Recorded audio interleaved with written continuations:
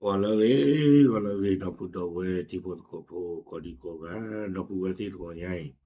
ya hine ta ga solo ma ha tni de kha le Thailand online awe kwe lo ta ga so ko to le yu klo te we da อิหร่านย้ำ สหรัฐอิสราเอลต้องจ่ายค่าเสียหายการโจมตี 2.7 แสนล้านดอลลาร์ก่อนเปิดเจรจารอบใหม่เอาไว้นี่ มีเวลาตากสอโคโต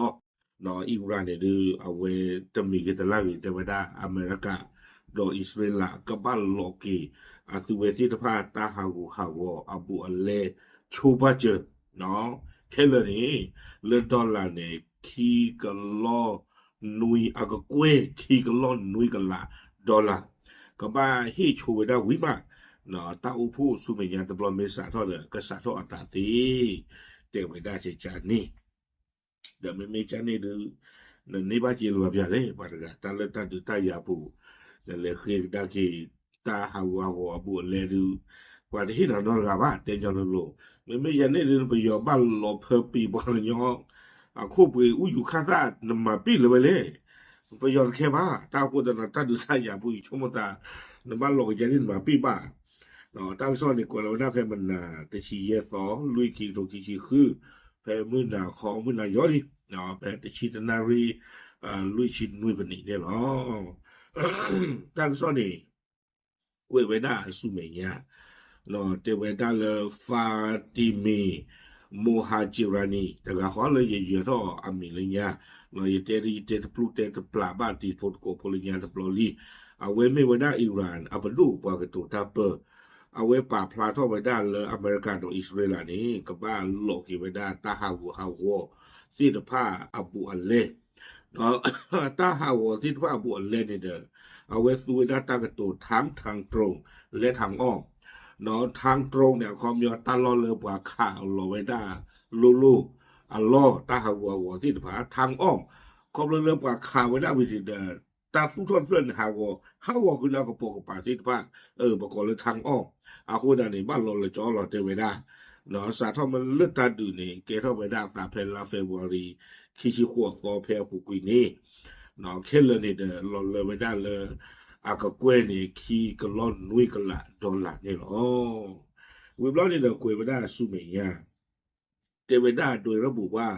โครงสร้างพื้นฐานสำคัญของอิหร่านได้รับความเสียหายอย่างหนักเนาะเตเวดาเลยตาตู้ท่ออาเกอเลยอิหร่านก็ติดพาดิเดฮาวอาวหรอตาละฮาวติดพาดิก็บ่ได้เลยโรงน้ำมันและก๊าซโรงงานปิโตรเคมีโรงถลุงเหล็กและอลูมิเนียมรวมถึงฐานทัพทหาร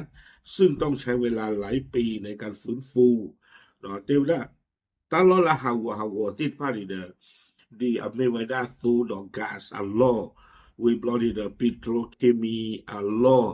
we bloody the ตาตีทอดทาดอกอลูมิเนียม Allah we bloody ป้าคือซื้อก่อนดอกซื้อตลอดติดพาเตเวno tu ta lo ti phai ni de ba tu ta se to ti ga ni ba te we da le na ka ti tho ka da ki ke he ki ka da ki di lo ni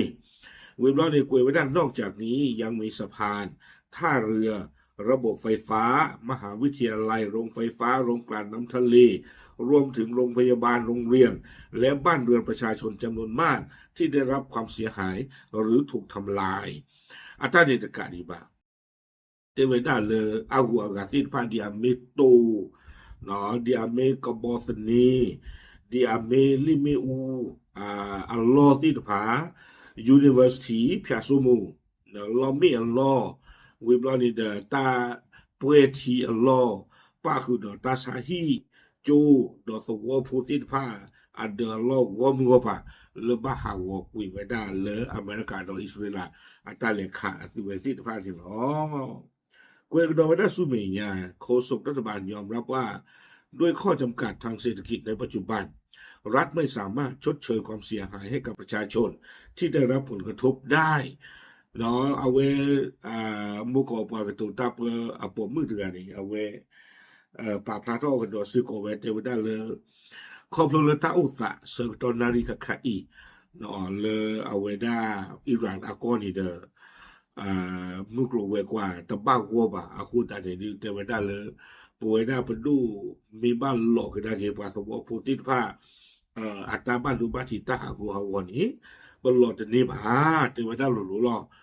โดยเฉพาะด้านอุตสาหกรรมการบินได้รับผลกระทบอย่างหนักโดยมีเครื่องบินพลเรือนอย่างน้อย60ลำไม่สามารถใช้งานได้ในจำนวนนี้20ลำถูกทำลายขณะที่สายการบินสูญเสียรายได้จำนวนมากในช่วงเทศกาลปีใหม่ปรูเซียเตวดาลอชอดาตามุกโลเวกว่าเลยอาบาถวยดอตาอยู่ท่ออยู่รอก็บ่อยู่ที่ภาคนี้เตวดาก็บ่อยู่บ้านตามมหาวคุยไม่ได้อัตรานี่แท้กำเลิกก็บ่อยู่ล่ะเนาะกำเลิกก็บ่อยู่ดอกก็บ่อยู่ดอกเลยที่ภาคบ้านตามมหาวอเบคือชีวิบลอนี่เตวดาอเบคือชีกลานี่อเบคีชีฮาวเลซิle chopiri lo te veda we blood in the ก็บ่อยู่เลยอายุเท่าอยู่เลยต่อตลอดว่ากับเลือกที่ผ่านนี่เด้อตัวครอบครัวแล้วก็บ่อยู่หาวนี่เนาะอัตราเห็นหนึ่งที่ผ่านอำนุกลวยกว่าบ้านดูวสิโกเนาะเราชนะตาเทวดาเพเปอร์เซียอันนี้ทอต่อเพปุคุยนี่เด้อแล้วก็เนี่ยก็บ่อยู่ที่ผ่านนี่อัตราเห็นอู้หมอเนาะครอบครัวเลยว่าจิตรอว่าหาท่อหารออาคูนี่บาสันได้กินเฮ็ดครอบครัวเลยก็บ่อยู่หาวอาคูนี่เทวดาปฏิผ่านนี่อัตราเลบุเลยสิอัตราเห็นนึกหลอมมากกุยไว้ได้รวมดูก็ป่านนี้หรอเวลาซูเมียแม้ยังไม่มีการเปิดเผยรายละเอียดเชิงลึกของความเสียหายแต่ระบุว่าประเด็นค่าชดเชยได้ถูกหยิบยกขึ้นหารือแล้วในการเจรจาระหว่างอิหร่านกับสหรัฐที่ประเทศปากีสถานเมื่อสัปดาห์ที่ผ่านมาและจะเป็นหนึ่งในเงื่อนไขสำคัญในการเจรจาครั้งต่อไป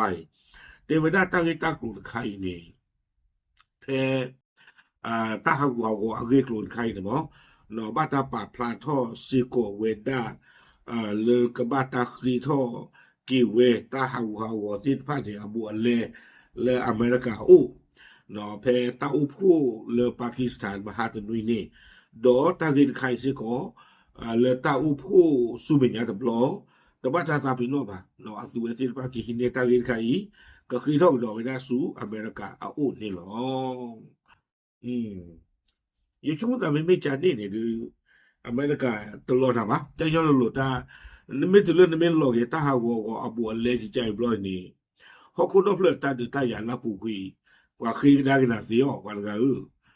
กว่าคือได้กันสิตาวัวบุเลนี่อเมริกาไม่หลอกว่าผู้เวมเอาไว้ในกางเกงเขาเขียนไว้ด้านตาเบลอลาตอนคาแต่เปียญานี่เลยญาตาดูผ่านดูโตโคโจที่ก้อมเลยกันเลยหามันโอโคดาตาดูผ่านดูคีบลอนบลอโจมันเลยกันหามันโอโคดากว่าคีบลิบลีกได้เพิ่นนี่สิดูไม่ที่ตอนนี้สิยาจะปาดกับปลาพันนี่หรออาโคดานี่ดิตะบินตะเกว่าอีชั่วโมงว่าตำมาไว้ได้ป่ะแล้วนึกสิบอกว่าไม่บ้ามาเจอได้กันได้สุดแล้วว่ามาเจอนักในแล้วกันหรอที่ได้ดูว่าก็มาลอกชกากุยตามาขึ้นอะไรยาปุกุยที่ว่าบอยคอตเลยตะบ้ามาเลยมากาตูบาตะบ้าเลยรีบาตะบ้าเลยปุยตาบาท่านคันในช่วงตาว่าก็มาลอกชกานี่กุยนะเราดีตอนนั้นตาเห็นกูอ้วกจิจานี่หมอไม่ว่าบ้านเราโลนี่ช่วงกับตลอดป่ะตั้งซอกเกวซูเมียขณะเดียวกันตัวแทนอิหร่านประจำสหประชาชาติยังกล่าวหา5ประเทศในภูมิภาคว่าต้องร่วมชดเชยรับผิดชอบชดเชยเนื่องจากถูกใช้เป็นฐานในการโจมตีอิหร่านพร้อมเสนอแนวคิดจัดเก็บภาษีจากเรือที่ผ่านช่องแคบฮอร์มุซเพื่อนำเป็นแหล่งเงินชดเชยเอาไว้ได้อิหร่านมอฟอle over le UN แต่le UN นี่มอซก็บ่เห็นแล้วก็บิดก็บ่อู้หมอคูแต่ตอนนี้อิหร่านมอซle UN นี่เอาไว้ปาพลาดเอาไว้ได้แต่เวทมิเทเลอเมริกาก็จะบิบาก็แล้วอุบุเพนี่ที่ว่าก็บ่ลอคือตบลอคนอเมริกาจิหรอบ้ามนึกคนแต่ละที่ก็เพนี่อาหรับที่ก็เพนี่หมอเอาไว้ที่ไว้ได้อเมริกาleก็สูเวดาก็บ่อยู่ดึกปลอติดผ้าle เฮขาก็ไว้ได้อิหร่านคนนี้ที่ก็ติดผ้านี้แต่เวลา ก็บ้าฮิมูลาเจออเมริกาจีแต่เวลานี้นี่we block in the Iran I'm for the UN in the เอาไว้ปราบพลายต้องโดนไว้ได้แต่ค่าแต่เวลาเลยมันว่าบ่เราเสียกับใครนี่เด้อปฏิบัติก็ปกลุบจีดบ้าว่าเปล่าอาคนนี่เด้อก็บ่ที่ละจีทอจีละฮอร์โมนนี่ที่ตอนเด้อประมาณระยะนี่เด้อแต่เวลาเพถ้าคือทอคันบ่เนาะบ่กูทอเลยบ่ก็คือออจีนี่เด้อบ่ก็มันยอสุมิยาดีก็ได้บ่ก็นี่กลูจีเอาโกจิจานี่บ่อาจารย์คันนี่อาตบ้านเนาะจิพันนะนั่นไม่หูทอตาตึ้ลุเนาะกูเห็นอาจารย์คันนี่อาโคแต่ไม่มาจานี่บ่ได้ตาลออีตาลอกติที่ตะสิงคโปร์เตเวดาช่องแคบสิงคโปร์สากลกีโอ้จิเดเนาะตาไม่คือว่าจินี่เดมียานี่ขอตาไม่ได้ว่ามาเวดาบาก็มาตาเบลเลคีเลเปลที่ผ้าเนาะวิบลานี่เดทั้งซอกเกวกิเวสุมียาเจเตเวดาทางด้านนายอิบราฮิมเรซาอีโฆษกคณะความมั่นคงแห่งชาติของสภาระบุว่าข้อตกลงหยุดยิงระยะ2สัปดาห์ไม่ควรถูกขยายเวลาพร้อมเตือนว่าสหรัฐและอิสราเอลต้องรับผิดชอบและอิสราเอลต้องรับสิทธิของอิหร่านรวมถึงการควบคุมช่องแคบฮอร์มุซมิฉะนั้นอาจจะนำไปสู่การกลับมาของสงครามอีกครั้งเอาไว้ได้บ้ามูบ้านดาตะกาก็ไว้ได้โฆษกคณะtalaga pagkatuta po sila na baka lati ka pa amila Ibrahim Rezai awe pa plameda cha I te weda le ta du ta patu ta kha kinui ini no ta kru ba le ka ba ta tu ji thok wi on le ba no do awe hi polosi ko weda America do Israel ni ka ba lo tu lu le Iran u do ta khweta ya le ka ba pe weda Hormuz le ta chi tho chi lo ko bo kli pen ni lo me ja ni ba du te weda le ba ta du su me nya ka ke thok do weda asa ti ni lo ta ka so ni kwe weda tu pen ni lo do ta ka so ti phai ni de Thai Rat online le hi ni weda le Al Jazeera lo Al Jazeera du awe me we Arab ta ka so ta khaบาชาตะคีดอนี่เด้อไม่เรียกว่าผีผัวว่านี่หรือตนกันหน้าไว้ตาตนโลบ้านหน้าบ่เนาะตากันหน้าคนละมีบ่อัลจาซีราเนาะเกวดาอาหรับอาตากซออะโคเตเดบ่บ่ตาเดคิดอโหเนาะเตยอจันนี่รู้บ่